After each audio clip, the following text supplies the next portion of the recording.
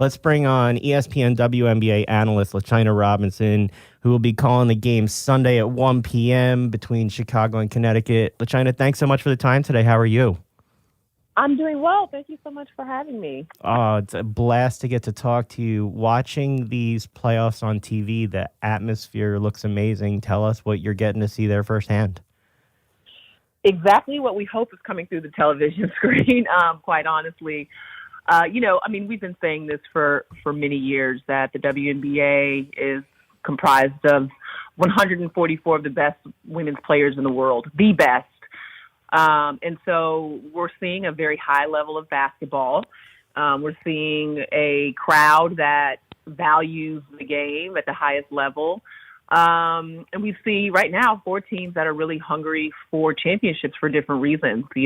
Seattle would love to close out Sue Bird's career with a championship. You look at Vegas and Asia Wilson, who's already been an MVP in this league, and then her head coach, Becky Hammond, who played for many years in the WNBA. Neither one have their first league championship. A Connecticut organization that is in a drought, in all of its years of existence and excellence in the regular season. They're still void of a championship. And then Chicago, which is looking to win back-to-back trophies for the first time in 20 years of this league. You talked about Sue Bird. She'll be passing the torch to younger players. When you see the older players like Sue Bird, go through this period where they're getting to the end of their career, do you sit back and think about how much they've contributed to the WNBA growth, and what will you think of her as when this is all over? Absolutely think about the impact of, some of these players that are retiring and what they've meant, not just to the league, but to the game of women's basketball. Starting with Sue Bird, Sue's been a winner at every level. We all know about the dominance of the Connecticut Huskies, and she was a part of kind of the beginning of what became a dynasty, and then, on to being the most winningest college program in the history of the sport. And then, we follow her to Seattle and her winning 4 championships there, on the brink of 5, which would tie a record with Rebecca Brunson for most WNBA championships for a single player. She's won in every decade, so her ability to stay, current with not only how the game has evolved, but also in relationships with her teammates. And, she's seen so many different facets of the league's growth. And what you appreciate about Sue is, yes, she's a champion. Add to that the 5 Olympic gold medals. She's the all-time leader in assists and all-time leader in games played. But she's also been a voice and an advocate for the growth of the league off the floor. She's been a face of the marketing, involved in, various aspects of, CBA negotiations.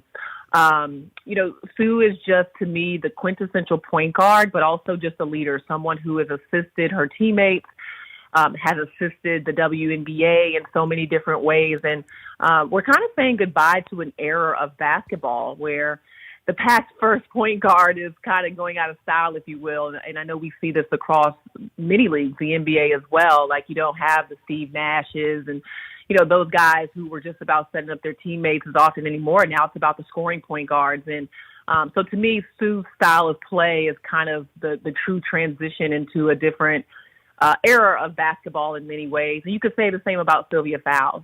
She was the back to the basket center, the power 5, where now the game is more positionless. 5s are, now bringing the ball up and shooting 3s and stretching the floor, but she was dominant on the interior. So we see kind of a change in the style of basketball from the 2 of them, and we'll miss them greatly, along with, Breon January, Kia Vaughn, and some of the other players that are retiring. So you'll be there calling the Connecticut Sun game. What do you expect to see? The series is tied 1-1. In Game 2, all 5 Chicago starters were on fire. They put up double digits. What are you looking for out of Game 3, and can Candace Parker continue doing what she's doing in that series? Yeah, it's been a fun series to call, and I have to start with the play of Candace Parker. For Candace to be doing the things that she's doing at 36 years old, 8 knee surgeries, is really remarkable. There really hasn't been an answer for her in this series, so I'm curious to see what Connecticut does maybe differently defensively against her, since that is really where they've hung their hat. And that's what troubled Connecticut in Game 2, was the fact that Chicago got back to their style of basketball: space, passing, pace. That's what they do. They score early in transition. They average about 24 assists a game, which is a WNBA record. Sharing the ball, to your point, multiple scorers in their starting lineup. But Parker has just been, I think, what did she have? 15 plus points, 15 plus rebounds in game one, plus 5 assists, 5 plus steals, 5 plus blocks. Like, that's never been done in the history of this league, only by Parker. So it speaks to just who she has been as a player. There's really no one like her. Has never been anyone like her. Really a guard in a power forward's body. But you're absolutely right in that I think Connecticut has to find a way to get back to playing disruptive defense in a way that takes that offensive balance away from Chicago. One of the other stories in these playoffs is Becky Hammon. Becky Hammon won the 2022 WNBA Coach of the Year award. What has it been like to watch Becky go from player to coach in another league to now coaching and being this successful this early on? Oh, it's been a lot of fun. I was someone who was always in the background every time a high-profile college job or a WNBA job came open saying, we need Becky back. And I had several conversations with her over the years, and she always made it very clear that, listen, going back to the WNBA for me would not be a step down. As someone who had, success coaching with Pop in San Antonio and was around the greatest players in the world, like the Tim Duncans and the Pau Gasols, she could say basketball is all the same, and that going back to the WNBA for her would be going home. She was like, I wouldn't be in this position in the NBA if it wasn't for, the WNBA and my career and what I was able to learn and accomplish there. So, it was unfortunate that Becky was not given a head coaching opportunity in the NBA. But it's clear that she was valued by this league. And you have to give credit to Mark Davis, who put money on the line, money that Becky deserved, $1 million+ contract from what we understand. This is the organization that she played for, used to be the San Antonio Stars, is now the Las Vegas Aces. So it's a full circle moment and where this has kind of come back in her career as an opportunity to win her first championship. But it's been fun being, talking to Becky and listening in on what's happening in those huddles and just how relatable she is with her players, how much she trusts them, they trust her. And if anything, the success that she has had in this first year just goes to speak to the fact that she's ready. She was ready for this opportunity as a head coach and has had a seamless transition. Was named Coach of the Year, and I think there's a lot to be excited about in Las Vegas. And instead of it being a step down, like you said, it's really a step forward for her. She's one of the faces of a league that's growing basically by every metric. If you look at the ratings from the first round, they were up 50%. If you look at the ratings year over year, they're up 16% this year. If you look at their social media ratings, they generated a 36% increase over last season. Can you talk about the media growth and coverage that this league is experiencing, which will lead to the growth in fan bases in other markets? Yeah, there are several different things that I think that have happened for the WNBA. First of all, it takes investment in sponsorships, right? And something that the commissioner, Kathy Engelbert, continues to talk about is that less than 1% of all sports sponsorship goes to women's sports. Less than 1%. So you're grateful for the Googles of the world and the UFOs, and I think it's UFOs, whatever, that have stepped up and stepped in as either continual sponsors of the WNBA or new sponsors, which just allows you to grow content. We have several partnerships even within ESPN where Google has paid for additional shows and sponsored elements within the game. Like, all that stuff matters and counts for us to be able to expand our footprint and show more games. But also the digital helps as well, right? There were games on Prime Video this summer. There's the app, but we still have a ways to go in terms of making sure that the WNBA is visible as far as your opportunities to watch the games. And, I think ABC, having more ABC games through the ESPN partnership is huge when you're on network television. So sponsorships for sure helps. And then, making the game accessible on television and wherever so fans can watch the game is great. But there's also like the grassroots media. We have a lot of different media entities that have started to just put more into the WNBA. You see what Bleacher Report has done with Highlight Her, and there's Next Hoops, and, there's Winsider, and there's just all these different kind of grassroots WNBA media entities that have grown and given us, look at all the beat writers we have now versus what we may have had 5 or 10 years ago, the significance of that level of coverage. So it's kind of like this perfect storm of a bunch of different things happening. But you also have to credit the players and how they've used social media to grow their individual brands. We're seeing more player deals. Asia Wilson just signed with Ruffles Potato Chips. And so there's just like all these little things happening and these little energies along the way that feed into ratings, that feed into merchandise sales. But it all comes back to really, it's a great product on the floor, and this league deserves all of that support and some. And it's just been great to be even a small part of, how this league has grown over the last, I would say, 4 or 5 years.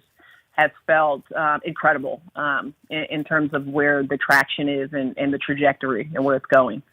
But you're more than a small part of this perfect storm. You're somebody who's received the Dawn Staley Excellence in Broadcasting Award, the Mel Greenberg Award. You're so involved now in advancing the role of media in the women's game. What more do you think needs to be done, or what's the next step in bringing the WNBA to the next level? I honestly, first of all, I appreciate those kind words, and I know I'm speaking to a couple of Philly guys. So Dawn Staley and Mel Greenberg, those are names that resonate. That's our people. In that part of the world. Those are your people. Yeah, I mean, I started on the TV side covering the Big East, so Muffet McGraw, Gino, and y'all got a lot of women's basketball history in that area. Now we get to watch I'm a Rutgers grad. I'm a Rutgers grad, so I had Vivian Stringer to watch and my Rutgers team. So I was a happy guy. Nice, right? So you're cheering for Kalia Copper, I assume. Oh, absolutely. Philly plus Rutgers doesn't get better than that. But yeah, no, I appreciate that, and quite honestly, I think it just takes everyone going from, being a casual maybe viewer or casual fan or casual attendee of a WNBA game or team to being committed. We need more dollars committed, more dollars invested. We need season ticket sales rather than, hey, we may go to a couple of WNBA games this season. We need those merchandise sales to go up. We need for different media entities to send someone to cover the finals. Send someone from your staff to go cover the semifinals of the WNBA. Like, it takes everyone who has something to give women's sports to commit to doing that, to commit to investing at that next level. And to me, again, it's all those little steps, those little decisions, those little investments that will help to grow the league. We have a lot of folks on the fringes right now that are watching to see, is this WNBA thing real? Should I check it out? Should I invest in it? Should we be sending a writer? We need all of those folks to kind of just jump 2 feet in, because I promise you it's an investment that pays off in so many different ways. You can't go wrong with putting these amazing women athletes in a place where their skills can be seen and they can be celebrated, but also where we can really celebrate who they are as people, as advocates, as mothers, as philanthropists. There is plenty of space in the world for visibility of strong and powerful and amazing women, and I hope that the WNBA is an example of that. Well, and you mentioned philanthropists. Before we let you go, we talk about how people use their platform. You got recognition with the Giving Gracefully Award for your work with your own Rising Media Stars program for mentorship and training for young women of color who want to get into broadcasting and sports. Talk about what it means for you to be able to give back to a next generation who wants to follow the trail that you're blazing now. Oh, it means everything. I love my job, and I have an amazing time every time I'm courtside taking in a game, whether that was women's college basketball or the WNBA. But I got to the point in my career where I looked around and said, I'm doing everything I could have ever dreamed of doing. Like, how can I have even more of an impact? And it was, how can I help the next generation of women get to where I am, if that is what they aspire to do? I had great mentors along the way and worked extremely hard to open the doors to get into this field. But there just weren't enough faces of women of color when I turned on my television covering sports. And me being a Black woman, coming into this field. I know that my journey was definitely different and probably a little harder than most, especially than my male counterparts. But just wanting women to feel supported on their journey, whether that's us providing mentorship, us providing opportunities for them to actually get reps. We have a partnership with the 4 sports teams here in Atlanta, or 4 of them, the Hawks, the Falcons, the United, and the Dream. And these women actually get to go and cover those games and then have footage for their reels so that they can go out and get jobs and say, hey, this is what I look like on camera. This is what I sound like. And, there's multiple facets of the program. But at the end of the day, if I can leave, this field one day saying, there are more women really able to live their dream the way I have than there were when I was coming into this, that will be a win. Like, I will have had a fulfilling career. So that's what I'm trying to do. Well, good on you for not only living your dream, but making sure other people have the chance to do the same. We look forward to seeing you on the call of the games this weekend and going forward. Hope to get you back to keep talking about what we have to do to grow the women's game. Thanks so much for the time. I would love to, guys. Thank you so much for the platform. Oh, you have a great one. You too.